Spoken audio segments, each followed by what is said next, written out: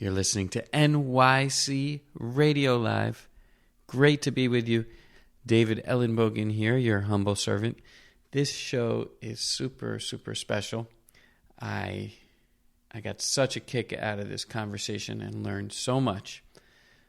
We're hanging with the author and publicist and historian Dennis McNally, who spent over a dozen years with the Grateful Dead and became the band's official historian. He also wrote a book called On Highway 61, tracing the roots of the counterculture back to the bohemian movements of the 1840s. And he wrote a book called Desolate Angel, a biography of Jack Kerouac, which became his entree into the world of the Grateful Dead. So, some people are obsessed with the Grateful Dead. Many people have heard a little bit and couldn't understand their mystique at all. Others are indifferent. But no matter where you fit into that gamut, I am sure if you have interest in kind of the musical history of the counterculture in the United States, you're going to find this conversation fascinating. I did, upon listening back, realize that there are a few names that we just kind of assumed the listener would know. So I'm just going to quickly kind of run you through a few things because there's a little inside baseball. But this story, it just, the characters involved, I mean, there's the Hells Angels, there's the CIA, there are the beatniks, there are the merry pranksters, there are the yippies, there are politicians and huge corporations, record companies. Anyway, it all comes together. The Grateful Dead, if nothing else, were and are of the times. So, very quickly, we mention Neal Cassady. He's the main character in Jack Kerouac's On the Road. In that book, he's portrayed as Dean Moriarty. We mentioned Bill Graham, the father of the modern rock concert. We mention Jerry Garcia many times as just Jerry. He is the charismatic troubadour on whose shoulders rested an entire countercultural movement that had millions of people. We mentioned Mickey Hart, their drummer, maybe just as Mickey. He's an incredible percussionist and ethnomusicologist. Check out Planet Drum, his album and book, and his book Drumming at the Edge of Magic, if you can. Bill Graham's book is awesome too. We mentioned Bob Weir. He is their other rhythm guitarist and singer who joined the band at the tender age of 15. We mentioned Bill Kreutzmann, who's the other drummer of the band. Maybe we mentioned Pigpen, who was a singer and organ player in the early days. Phil Lesh, we mentioned Phil, the bass player and savant musician. And we mentioned Robert Hunter, the band's lyricist. Other things that just fly by are MK Ultra, the CIA program that was experimenting with LSD before it reached the wider population, like in the 50s and early 60s. Ken Kesey, the author of One Flew Over the Cuckoo's Nest and the electric Kool-Aid acid tests, and was behind the Merry Pranksters and the Magic Bus. Anyway, with that, let's just go to this conversation with Dennis McNally. It's pretty wild ride. Very eye-opening. And hope you enjoy. Peace. Just so people understand the access that you had. Jerry Jerry read Desolate Angel and was very impressed, and he felt like you were the guy with the tools capable of telling their story. Is that kind of accurate? That's fair. I literally I wanted to do the book. I didn't know how to approach them, and I had this intuitive understanding that if I marched up to somehow, if I could find them, and it was an unlisted phone number, if I could somehow find them, I would and marched up to them and said, "Hi, I'd like to be your biographer." They'd say, "Sure, take a number." And I knew that wasn't the way to do it. So I sent a copy of the Kerouac book that came out in 1979, a long time ago, and I sent a copy to Jerry through the Grateful Dead, the mailbox, the Deadhead mailbox on the records, box 1065, San Rafael, California, and he did get it, and I think I did a good job, but a lot of his compliments about the book have to do with the really high place that Kerouac occupied in his Hall of Heroes. He was 16 years old and a young art student in North Beach, San Francisco, in 1958, when On the Road was still a bestseller, and it really defined a good chunk of the way he looked at the world for the rest of his life, which was to say that it gave him a persona and an identity as an outside the box artist. And it turned out to be a musical artist instead of a painter artist, but that's okay. And so then we connected, and he liked it a lot, and he said, "Why don't you do us?"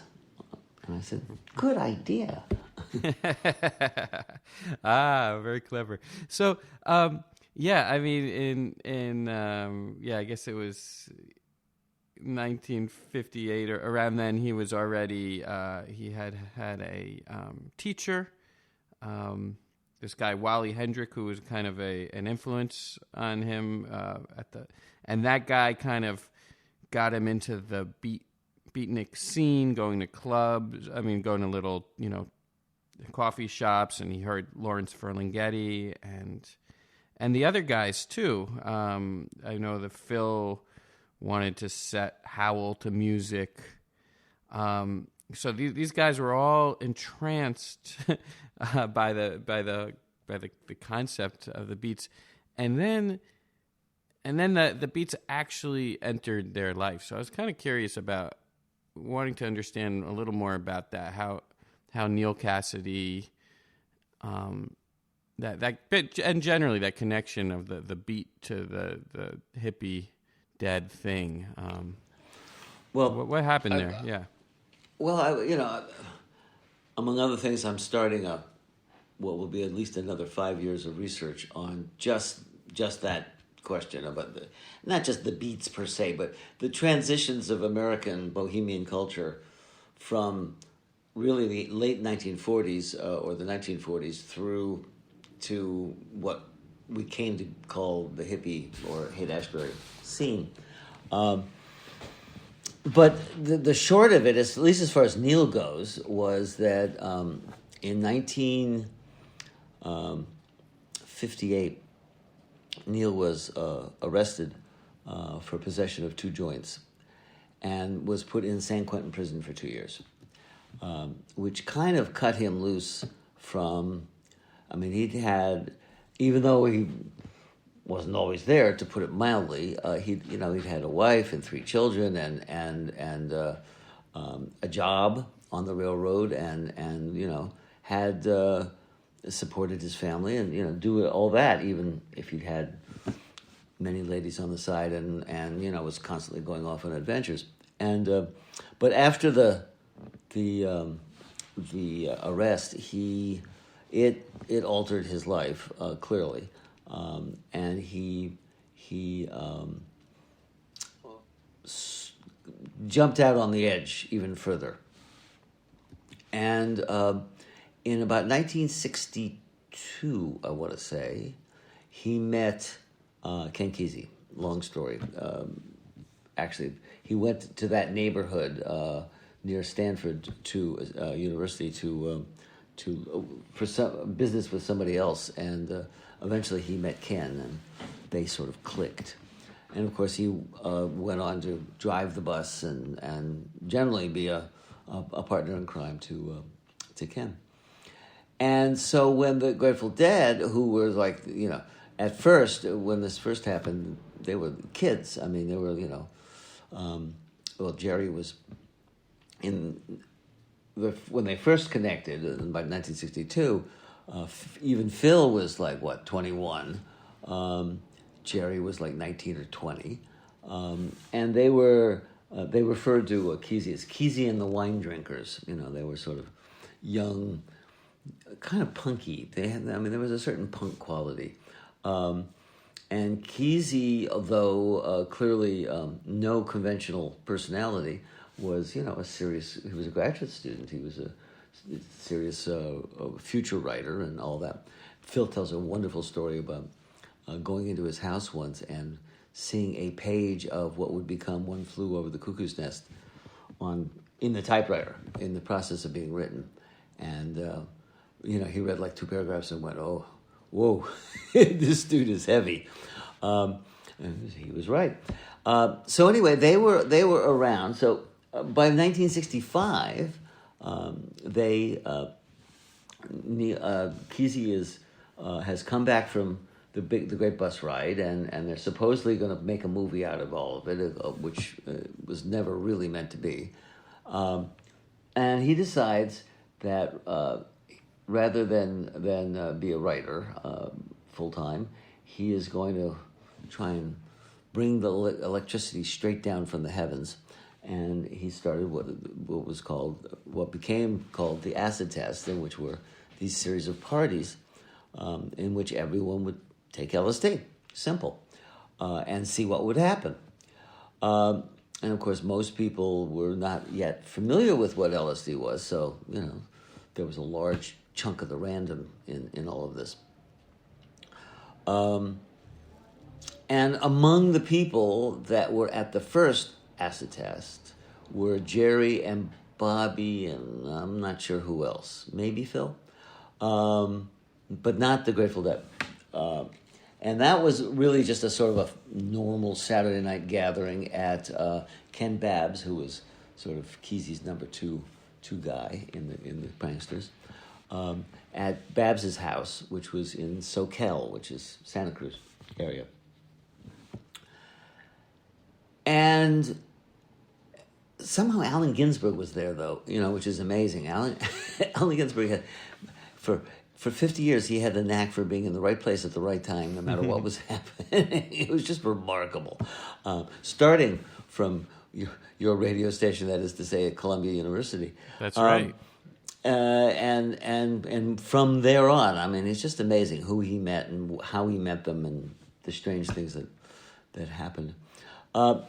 At any rate, the first gathering was a success, and they said, well, let's do this bigger and not at a home, but, and they moved it up, and eventually, and invited the Jerry and Bobby to bring their instruments the next time. So they bring the band, and that worked really well, and so this goes on for about 2 months, the acid tests, in increasingly larger environments in the Bay Area, and one in Portland, Oregon. And it crests at the Chips Festival in late January of 1966, in which they had invited all, sort of the entire realm of avant-garde art and cutting-edge thinking about that stuff in the Bay Area to take place. And there was the Open Theater, and there were various, the Mime Troupe was there, and various things like that. For the luck of the draw, I was going to say unfortunately, because I think some of that other art was of great value and contributed.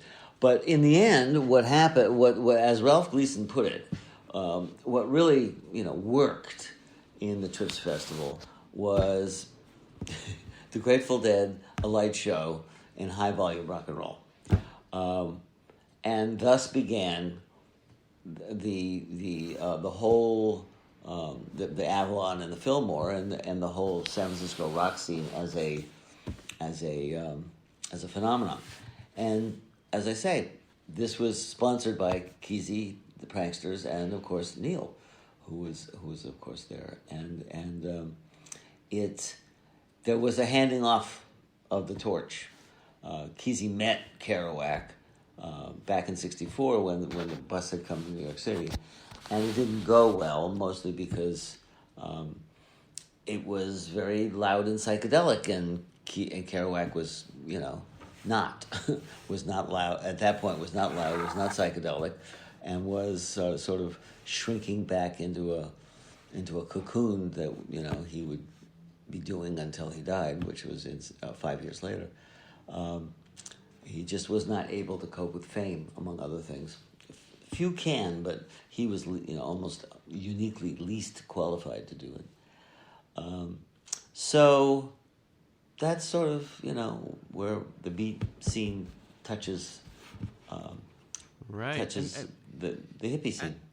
At those acid tests, Bill Graham was at an early one, and I remember from his autobiography when he's driving back to his first acid tests and he sees a line around the corner, and he looks maniacally at the guy in the back of his motorcycle and says, "This is the business of the future." So yeah, I don't want to be all smarty pants on you, but let me correct you because please, not quite correct. The story you're telling, which is quite accurate, was not an acid test. It was a benefit for the mime troupe that he threw in on November 6th. Sorry, I've been living with this stuff for so long that I think I remember its dates better than I remember my own. So this is right at the beginning. And the acid tests were later that month and in through till the end of January. So they haven't quite started yet.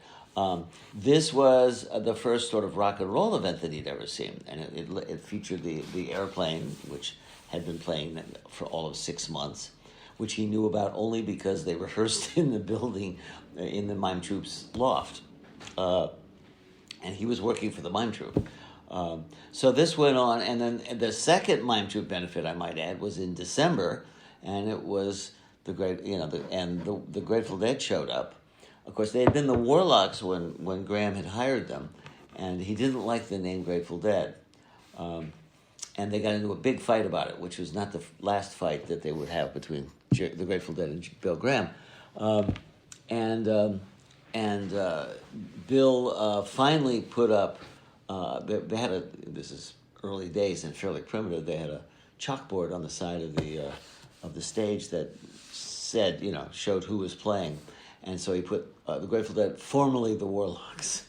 So he at least felt he'd gotten the last word in. Bill's first acid test, not that he did any acid, was the Trips Festival, where because it was a much larger scale than anything else, and he had done these several shows, and everyone was impressed with his energy and his competence, which he had in spades, and energy, yes. Competence about things like collecting tickets, no, characterized the Pranksters. So they said, yeah, let's have this Bill Graham guy, do the business for the Trips Festival, and he did. And again, but that all contributed to him opening the Fillmore and turning it into a sort of a landmark of American rock and roll. And we should just to step back and to put on the fun, if inaccurate, conspiracy hat. It is interesting to ponder that the first member of the Grateful Dead ever to be exposed to LSD, according to your book, was as early as 1962, where Robert Hunter got $140 for 4 sessions where he would take psilocybin one day, LSD another, mescaline another, and then a combination of the 4, and then, or of the 3, and this we now know it was at a VA hospital, but it was under the auspices of the CIA. Absolutely. It's called Project MK Ultra. Been very well documented. And,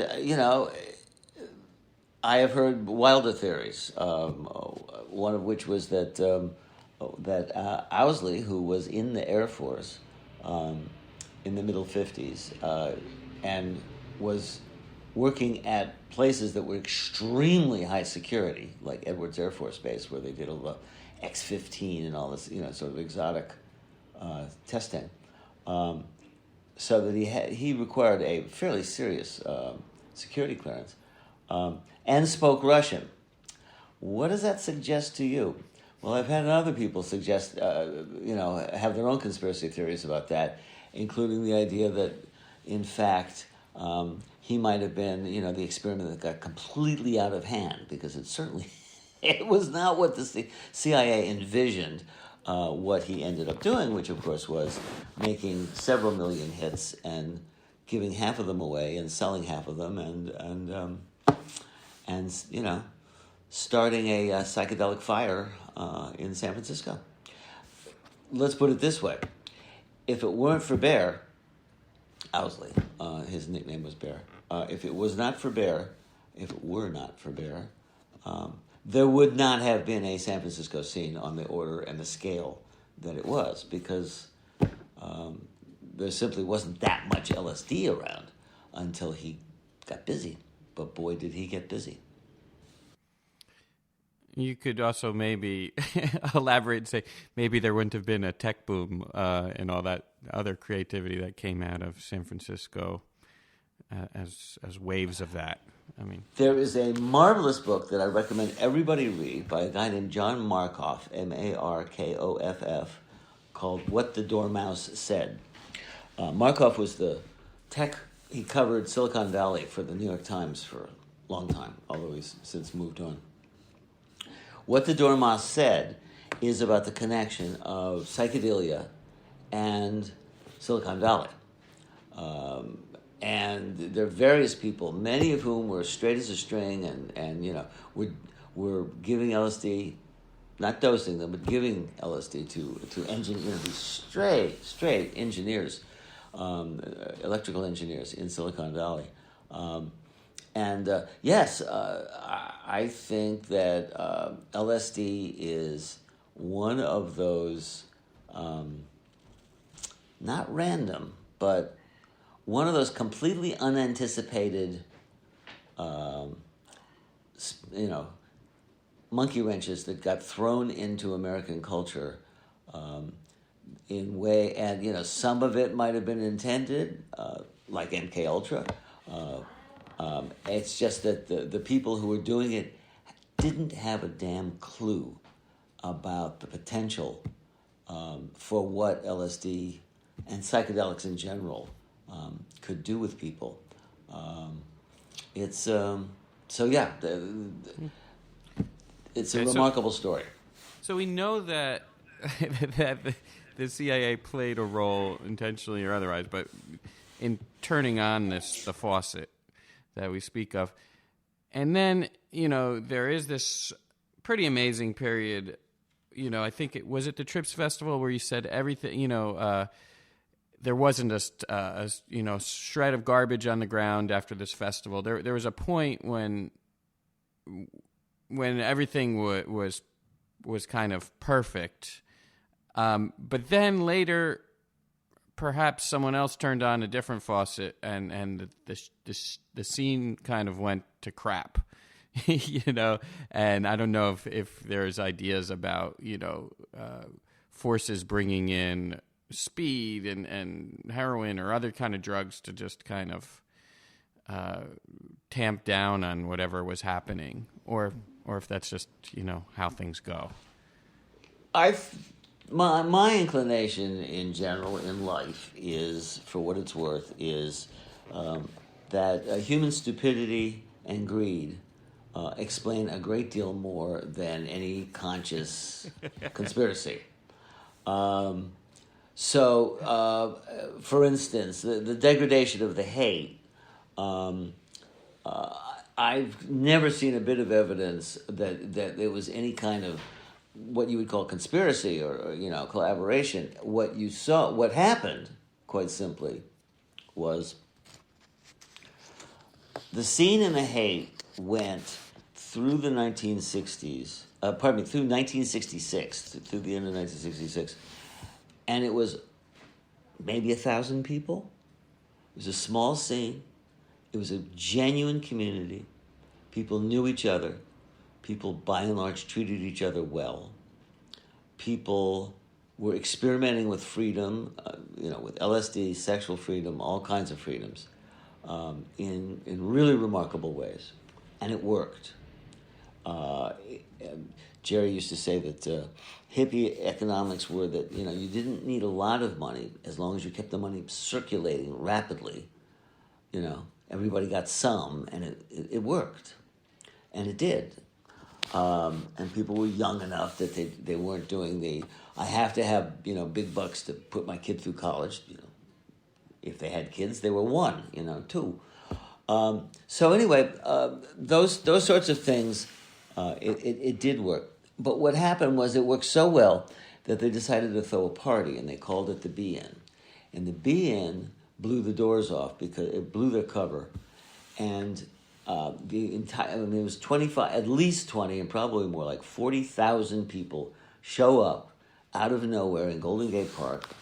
And the media can ignore 1,000 people in Haight-Ashbury.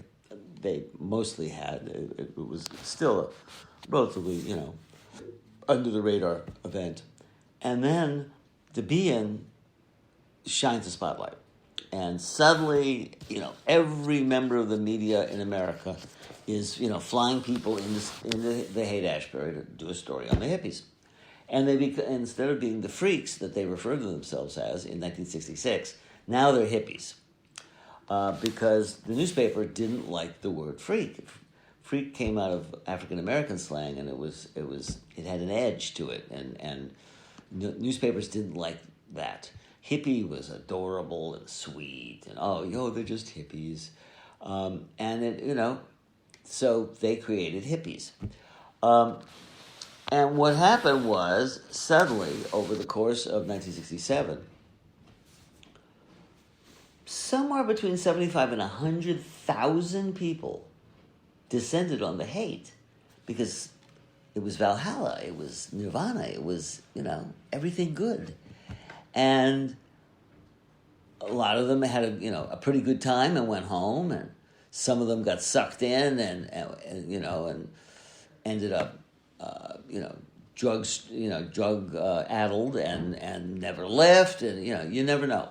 But the fact is that when you have suddenly, and these are very different, somewhat different people from the people that had sort of established the Haight. The ones who did that were people who were well into their 20s. They were all working at something. They were, they had a fairly clear idea of who they were and what they wanted in life. The people who showed up from, after, post Be-In were teens into their early 20s. They didn't have so much of an idea of what they wanted, except that they didn't want Omaha anymore, They didn't want their hometown and the boredom and the whatnot. And so they, okay, we're going to go to San Francisco and find something more interesting. But they did not have the internal resources, financial or otherwise, skills, emotional skills, the way you cope. So they were vulnerable. They were vulnerable to being preyed on. Well, nature abhors a vacuum. When there's a big gaggle of people with victims stamped on their forehead, the exploiters will move in. And the end result was that people came around, and they didn't have access to LSD anymore because Owsley was getting arrested. So they sold them speed, and these were young people who thought, well, everything my parents ever told me about drugs was a lie. I know that. I know that pot doesn't hurt you, for instance. So I'll try this. and etc. And very swiftly, things went downhill, and they went downhill because, as I say, just for starters, if you overload any environment, you got a problem. Any environment can support only so much life, and the hate got seriously overloaded. So the end result was a degradation of the environment, and it certainly did happen.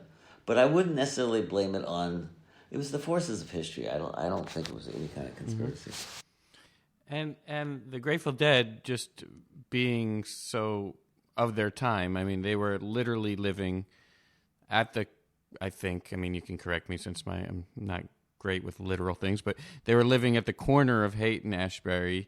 They've got Bob Weir at one point living upstairs with a raving Dean. I was going to say Dean Moriarty, Neil Cassidy, and they've got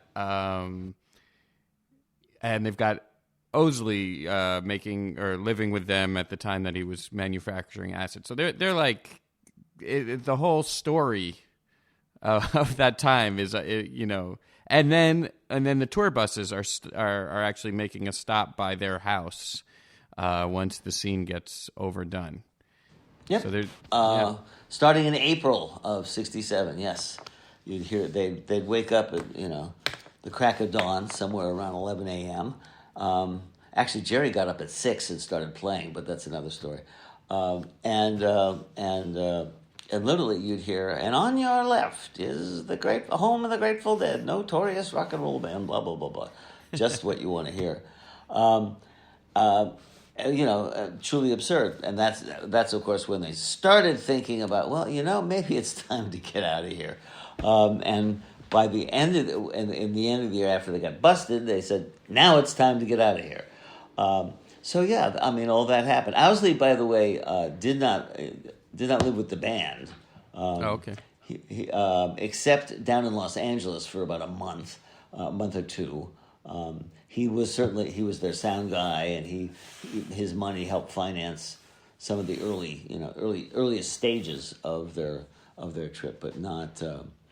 He had his own place. Owsley was the kind of guy that wanted to be in charge at all times, which meant he had to have his own place. Got it. I mean, maybe you could talk a little more about that absurd relationship with him. I mean. The fact that he only had them eating exclusively meat and this kind of thing. Owsley's a very extreme personality. Meaning no disrespect to him, because I think he's an important person. I flashed on a description of Asperger's syndrome as possibly saying something about him. Asperger's syndrome is on the autism scale, and the high functioning end of the autism scale, and it involves people who are frequently, brilliant, and I'm pulling a blank on the word that I'm looking for, but savants that simply can. Did you ever read the Girl with the Dragon Tattoo? No.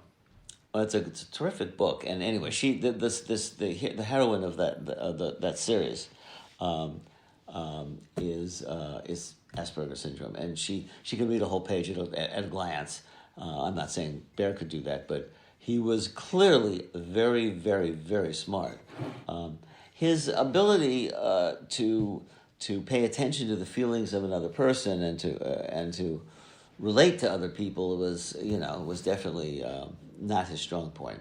At any rate, what happened was that he had started making LSD and eventually logically enough, connected with the Grateful Dead, and his first real encounter with them was at the Mirror Beach acid test, in which he sensed correctly that they were tremendously powerful, but it freaked him out. It and whatever else was going on that day. He crashed his car, and he spent a large part of the night because he was terribly uncomfortable. So he did, I guess, whether it was conscious or not, decided to get everybody else uncomfortable by sitting on this chair and forcing it was a metal chair, squeaking on the floor. And for whether the sound soothed him or whatever, it certainly didn't do anything for the people around him. But the fact is that they'd sort of freaked him out, and he was anything that he didn't that could challenge him was exactly what he was going to investigate and learn and understand. And so he falls in with the Grateful Dead at that point, and Phil Lesh invites him to be the manager, and he says, that's just not the kind of thing I would want to do. But he had worked in TV stations and radio stations as an engineer, and he said, but I could, I would definitely be your sound engineer. So he took his home stereo system, which was radically better than anything they had, but it was unfortunately not very practical. It was a classic example of Bear that he had the solution, except it didn't really fit the problem because it was incredibly heavy and delicate, and you couldn't move it around. And they were a working rock and roll band, so it on its good days it might sound better than anything that in those days a band could travel with. It really wasn't the right answer. I'm going to interrupt myself, as I frequently do, and tell you my first encounter with Bear, which is I always thought was extremely revealing of who he was, and will tell you a lot. And that is 1981. Mickey Hart, and this was after the making of Apocalypse Now, during which Mickey Hart had recorded a percussion orchestra for one part of the soundtrack of that movie. And they did 2 live shows at Marin Vets Auditorium in San Francisco, in Marin County, and Bear mixed. And I came in early on the first day, and Bear had there was a table out in the audience where he was going to mix, and Bear was running late as he always did, and it was actually getting to the point where Phil, who's not somebody you generally ignore, or I should say that you generally ignore him at your peril, was getting impatient and sort of yelling to Bear, can we get this sound check started? And Bear he had a piece of cloth that he wanted to cover the table with before he put the soundboard down on top of it. Now, this piece of cloth had nothing whatsoever to do with his work, right? I mean, except aesthetic. It was going to be covered by the soundboard. It had no function except that he wanted to do this. And he's twitching it and touching it and moving it and adjusting it. This goes on for several minutes. I'm sort of getting fascinated now because he has to have it just. It's kind of OCD. I mean, it's clearly he's messing with it to get it just exactly right, even though it's meaningless. And at the same time, Phil's yelling at him. And I was sort of sitting there going, wow. I mean, I know I wasn't around in the old days, but from what I'd read, I didn't miss anything. Here it is, right in front of me. And I was, if I say so, I was right. I mean, he was brilliant, and at the same time, he could, sort of ignore the practical priorities of the entire rest of the group because he was only somewhat in touch with the rest of the group. And he was bankrolling them for a while. I mean, they were just kind of in the earliest days. Yeah, that didn't last very long. So one thing that I found really fascinating is that, Phil, you quote Phil as saying that people kind of worshipped Jerry. Like they would sit at his feet. And this was before he was famous at all. So there's something about Jerry that people gravitated to. Could you talk a little? Yeah, what was going on there? Was it his rap? Well, let me give you an even more interesting sample. Where Phil talks about that was in the era of the early '60s. Long before Grateful Dead, when he first met Jerry. And as he said, he at first he was a little dubious about Jerry because everybody around him was always like, so not that he played it, that Jerry played it, not that he ever tried to like dominate everybody.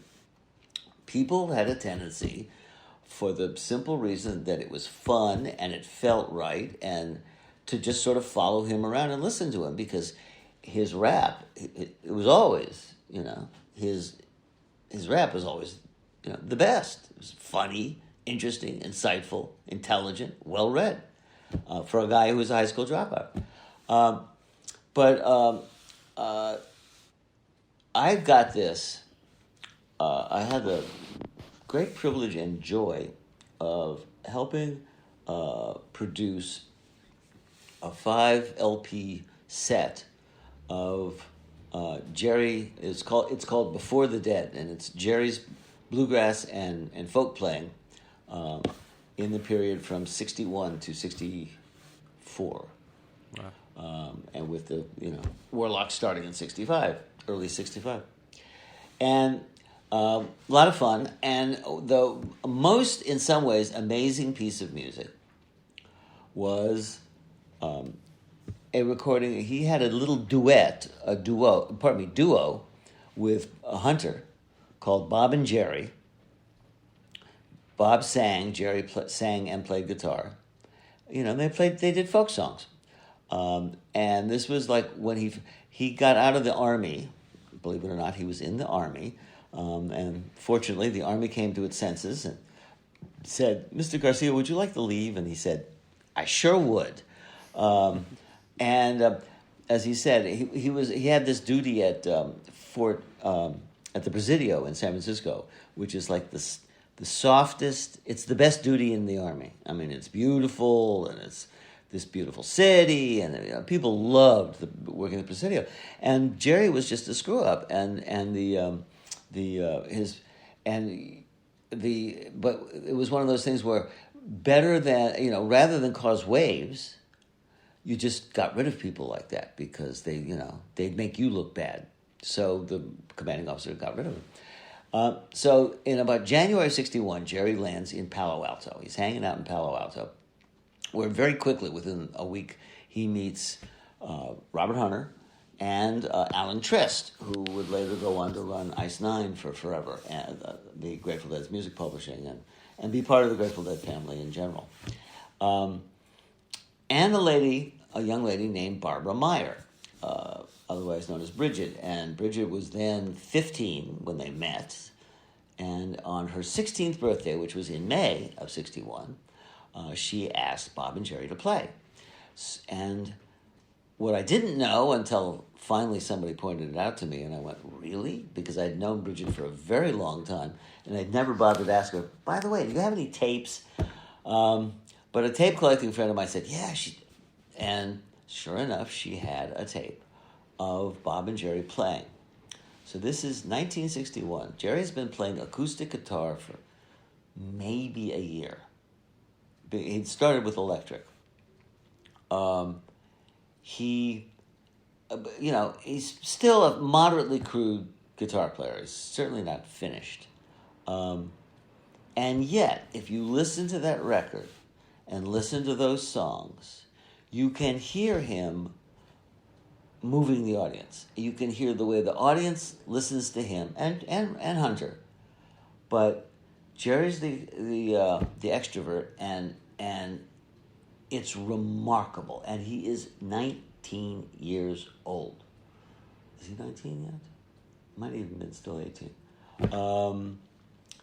And yeah, he was 18. He was an 18-year-old kid, and he had charisma.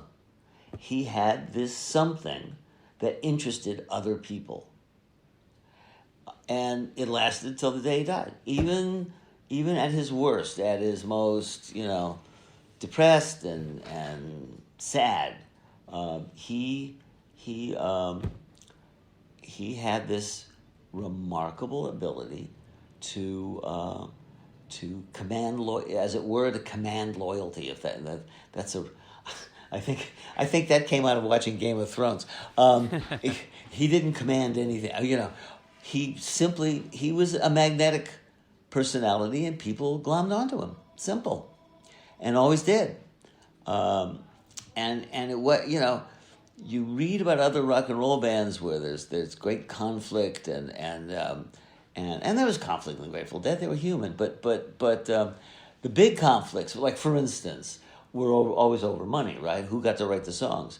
And Jerry spent the history of the Grateful Dead hammering Weir to write more songs because he didn't want to do it all himself, even though the bulk of the songs would end up being him because they were the best songs, until Built to Last, when the best songs were Brent's. So Brent got 4 songs.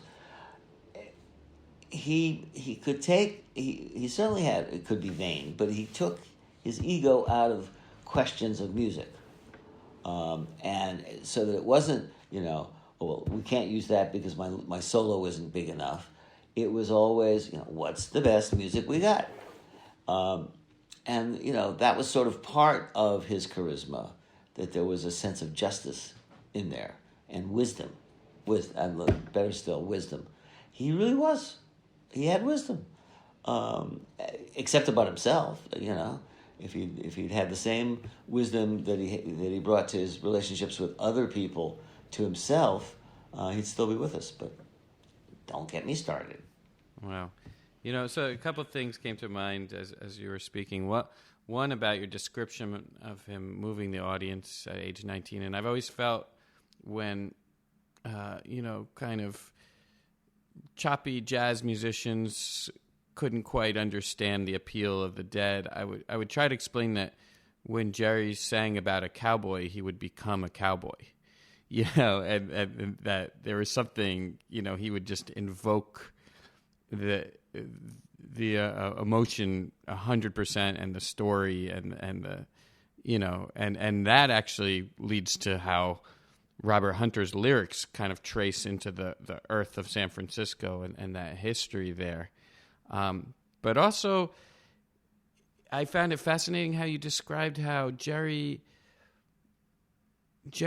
was not upset about a show that didn't go great because he didn't consider them performers. He considered the band something more honest than that. Absolutely. The Grateful Dead. Okay, I'm going to talk a little bit about the one other aspect of the acid tests. So let me tell you about Jerry and the audience. The answer is yes. He had, among other things, he had a very expressive voice. But during the acid tests, the Grateful Dead spent a couple of months in which they experienced something that's absolutely unique in music history. No other band has ever quite experienced this. And that is this. At the acid tests, they were not the show. Everybody in the room was the show. If they chose to play, and they didn't always, they were the soundtrack. And that created, and when you're doing heavy psychedelics, at least week after week for a couple of months, and after, but it imprints heavily that what they got out of that was, among other things, is that instead of the traditional relationship between a musician and an audience, even like the coolest jazz audience, is I have the skills, I have the genius, I'm going to be up here, I'm going to do my thing, and you're going to applaud me, and give me something leaving aside money, give me something in terms of respect because I'm up here and I'm an artist. The Grateful Dead, contrarily, had the the notion that the audience were their partners, and that they were on a quest, and they were on a quest to see how high they could get, how cool they could be, how they could make art together. I just ran long story short, but I had to reread a fragment, a little chunk of my Grateful Dead book, and there was a quote I completely had forgotten when the Grateful Dead are talking about themselves, and I may not have this precisely right, but it's to the effect that Jerry says the Grateful Dead is like a ham radio set. You put it together, with the audience. You put it together, and Bobby chimes in. Yeah, and it might not always work right, but we're in it together. And that's not quite the right quote, but it gives you the idea, which is simply that there was a level of audience participation, at least psychically, that is, phenomenal. And that made what was going on in the show very different. And I interviewed Melvin Seals, who was talking about when he first started playing with Jerry and John Kahn in the JGB, which he ended up doing for 15 years. And he was a highly trained professional gospel musician and an R&B musician. And as he said, we had charts and we knew, you hit on this note. And he said, and I was like really astonished when they didn't. And it was sloppy. He said, but what was going on was the relationship to the audience was something I'd never seen before. And it was truly amazing. And, so yeah, that's the critics who deride, it's noodling, don't, they simply, they don't get it, which is okay. Not everybody has to get it. As a matter of fact, at one point it seemed like too many people were getting it, and that's why we couldn't play shows, because we had too many people coming to the show. But that all of that is it's got to be measured. It's got to be evaluated by different rules than a crisp, flawless performance. Pop show, yeah. So Pop show. even in the I was astounded to confirm what I suspected, which was that even when they were playing stadium shows in the 80s and 90s, it was they still didn't have a set list prepared. Nope. The only time they ever had a set list was for about 6 months with Vince Welnick, when Vince took over. He was, you got to give me a set list. Oh, all right. So they whipped up a set list. And then after about 6 months, they took away his training wheels and said, you're on your own. And it was this kind of, in your sense, was it this genuineness that was the thing that made them just become this like mega machine in those last decade and a half? That just like people, this they were the opposite of the MTV exactly thing. The Grateful Dead did two things. I mean, they did a lot of things, but they did two things that you can isolate.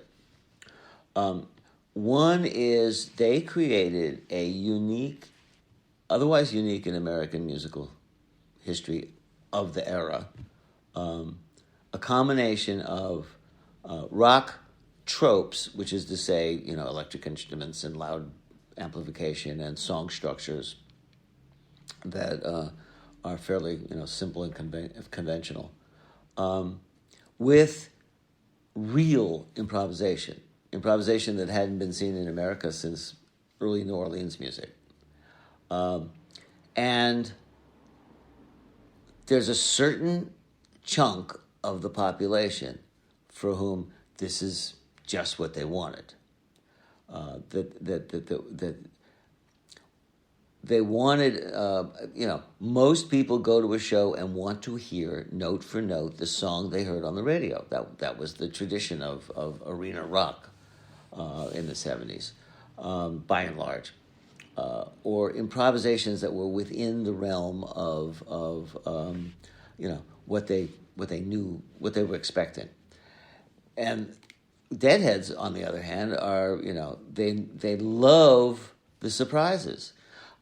One of my vivid memories is one time the Grateful Dead came out of something or other, I forget, and Jerry painfully slowly started leading them into a version of the reggae song "Stir It Up." Mm-hmm. They'd never rehearsed it. Nobody else in the band knew it. And they didn't play it all that, it wasn't fabulously. But it was like watching birth take place on stage. This song was getting born on stage. The place went bananas because it was new. Now, most people really don't want new. They want the familiar.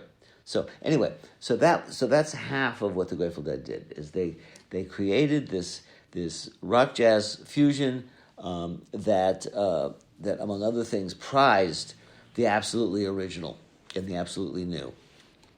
That's A.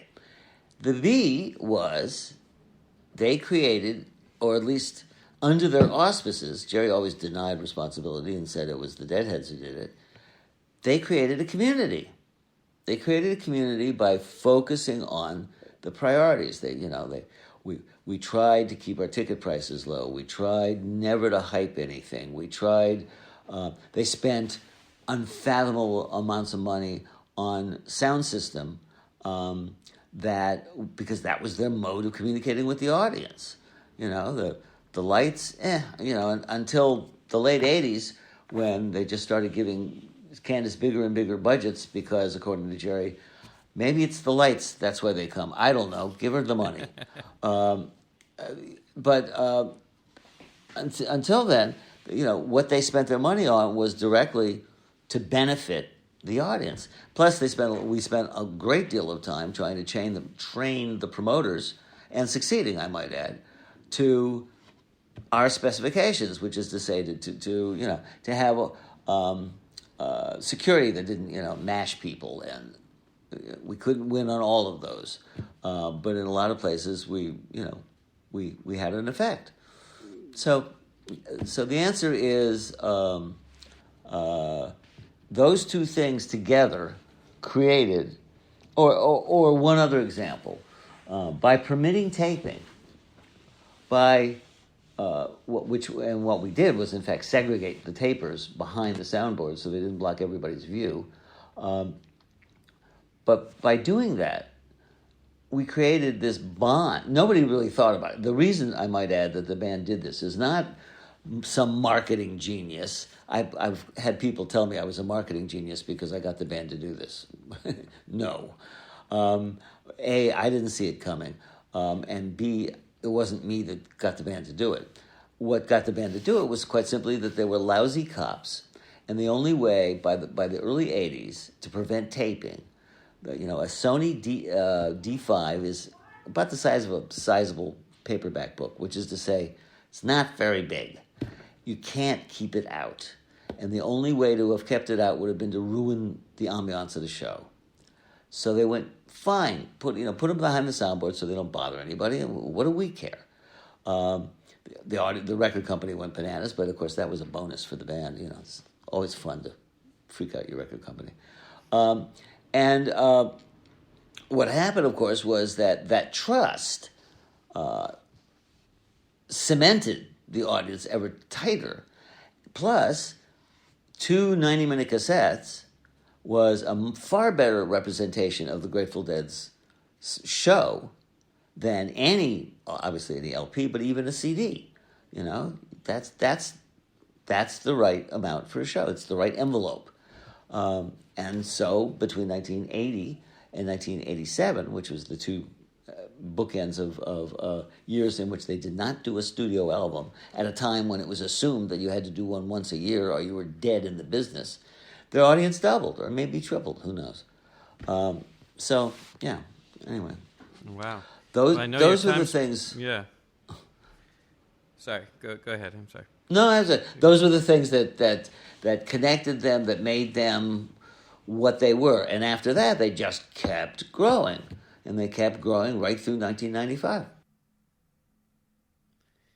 Yeah. Well, I know your time is super short, so maybe we can continue at another time. But any like last? There's so much I want to cover, including the entire. It seems like Donald Trump isn't the first to come up with the idea of ruling by dysfunction. So a lot to cover there. Okay, well, that's true, but I don't know. But anyway, it's a different style from the Grateful Dead. At any rate, although I did meet him once through the Grateful Dead, but oh wow. Well, let's finish off. I mean, there's so much to touch on, but in case we don't get to continue, to me, one of the heroes of the book, and maybe it's because you're a writer, you really pay him great justice, is that somehow Robert Hunter, who didn't, go into this as the plan, I mean, he is the guy that grounds all this psychedelia in the history of San Francisco, in absolutely beautiful and non-sentimental poetry, and he keeps doing it. He keeps doing it all the way to, Black Muddy River. So I don't know. What were your impressions of Robert Hunter and how that all manifested? Well, Hunter was simply the essential missing piece for the band. They start in '65, and the first songs that they wrote with their own lyrics are, with the exception of the other one, tend to be I mean, if you go and read the lyrics to Cream Puff War, for instance, I don't know about you, but they leave me less than impressed. Jerry, and Jerry said it. He said, I just take the first words that come to my mind. The idea of the Golden Road to Unlimited Devotion was kind of okay, but the songs are like, the lyrics, are kind of So, bit by bit, they started using some of Hunter's stuff and all that. And then what really happened was, in 1969, and it's fascinating because, of course, they're this is their completely experimental psychedelic era. They're playing 2 hour long sets that have 4 words in them. I exaggerate slightly, but I mean they were barely doing songs per songs. They were just playing, and at the same time as that was happening, Hunter and his girlfriend move in with Jerry and his wife, and the sheer proximity. And Hunter told a story once about coming down to the breakfast table in Garcia's. They're sipping coffee and playing a guitar and sort of squinting at the day, and he hands him some lyrics, and Jerry sort of nods and says, "Great, I'll get to these later." And Hunter looks at him and says, "Listen, if you think I live here because of the charm of your, the legendary charm of your personality, which, trust me, is greatly overrated, you're wrong. Let's get to work." And Jerry said, good point. And, and the result is American Beauty, Working Man's Dead and American Beauty, which goes back, for a number of reasons. I mean, Hunter was particularly influenced by Big Pink, the band album, but beyond that, he went back to where they started, which was the, folk / country / whatnot music that they had been playing in terms of tone. And coincidentally, with Working Man's Dead, it was a situation in which they simply could not possibly go on and, they did their first album almost live and were sort of semi-pushed around by the local engineers, and it's, to my mind, not such a great album. And then their second album was brilliant. Anthem of the Sun was absolutely brilliant, but technologically it was a little over their heads. And the third album, in the middle of it, they switched to 16-track, and that was technologically over their heads. And they were mixing it on nitrous, which is a very bad idea. So the end result was they were $250,000 in debt to Warner Brothers for studio time. They hadn't sold anything. It was a miracle that they were still on Warner Brothers, for that matter. And what happened was that they produced this music, and not only did they not have any money, but the only sensible way, the only aesthetically appropriate way to record it was, plain and simple, a la, as they said, as Jerry would later say, kind of like the Bakersfield sound of Buck Owens. And they did, and it came out as Working Man's Dead, and one of the best stories of all their whole history about the recording and all that was Joe Smith telling the story of getting the first cassette of Working Man's Dead, and putting it in and thinking, he's bet his career to some extent on the Grateful Dead, and they're obviously interesting. And at that point, they're, commercially they're zero, and they can't tour. They're barely touring outside of San Francisco and New York, and they're really just getting started, across the country.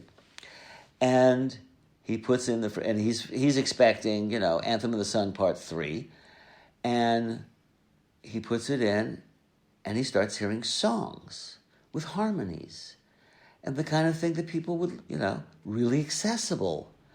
And he literally was running down the corridor of the Warner Brothers building going, the Grateful Dead have recorded an album, a regular album, that happens to be incredibly good. And then coincidentally, you had what was then called freeform radio, that was more than happy to play this kind of material. And, that's sort of the turning point in their story. They became commercially viable. I don't know how much longer they could have stayed together as a band, just playing San Francisco and the Fillmore East and Boston. That was about it. So business should not make all the decisions, but if you can't pay the electricity bill, you're going to have a hard time as a rock and roll band. Yeah, well, that's something I'm sure you from the inside, all the mechanics and the economics that the people in the seats are less aware of. You got to have practicalities. Part of the reason this is so compelling is as a book is that you are very honest, and it's you don't try to make anybody seem heroic more than they might be, and you show the what you call the casual sexism and the all the downsides of actually following the Jack Kerouac model maybe too closely, and I just was curious about what informed those kind of those decisions, and it must take some strength and it must be a tricky decision to move from a publicist to such a clear historian.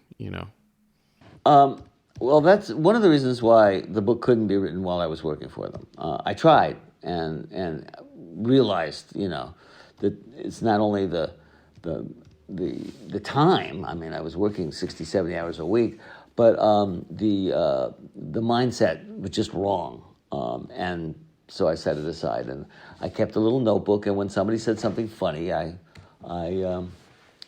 checked it out. I mean, I wrote it down, and eventually I used it. I used a lot of it. But how do I put this? The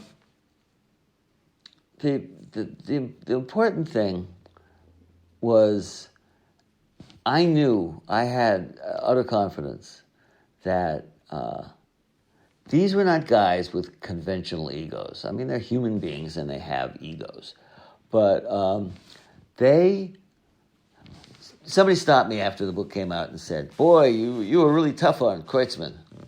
And I said, "Oh, was I?" Because he's a rambunctious personality, and I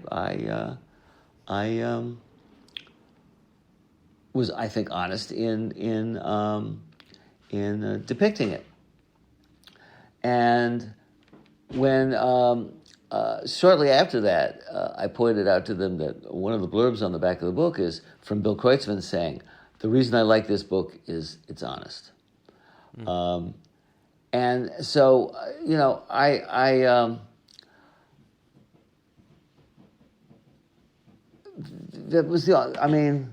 that's the only way it could be done.